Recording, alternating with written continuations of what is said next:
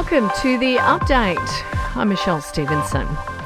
The federal opposition has lashed Optus for its crisis management after it took several hours to update millions of customers about today's national outage. Individuals, businesses, banks and some government departments are among those affected by what's believed to have been a deep fault in the network. Nationals leader David Littleproud says customers are already voting with their feet. And I acknowledge the government has been calling for answers, and it's important that Optus not just gives it to the Australian government, they give it to the Australian people.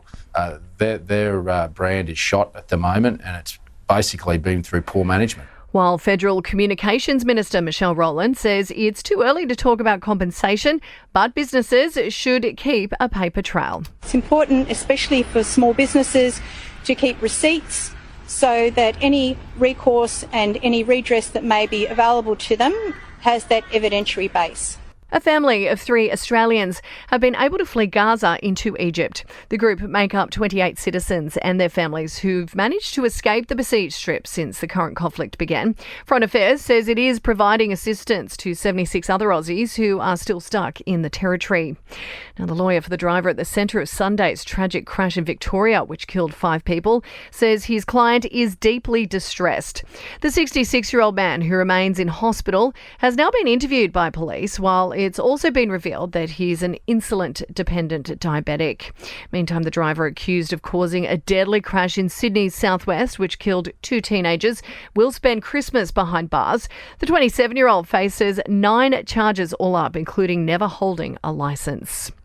Major banks are beginning to pass on the latest rate rise. NAB, the first to jump, announcing its variable home loan rate will rise by 0.25% from next Friday. And life expectancy for Aussies has fallen for the first time in 3 decades. A boy born today is expected to live to 81.2 years, while a girl to 85.3. Now, despite the drop, Australians are still likely to live longer than before the pandemic and longer than all other countries except Monaco and Japan.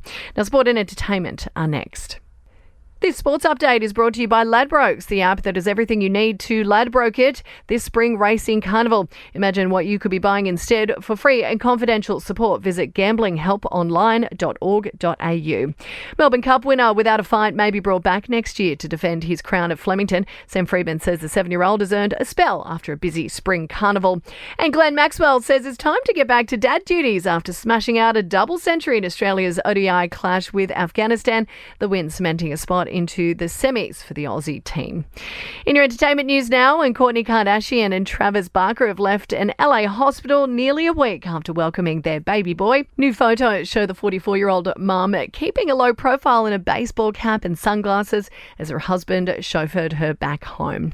Now, Dua Lipa could soon become a billionaire after parting ways with her management and buying up her back catalogue of songs. The 28-year-old also has set up a publishing company with her dad, putting her on track to become the wealthiest British female pop star.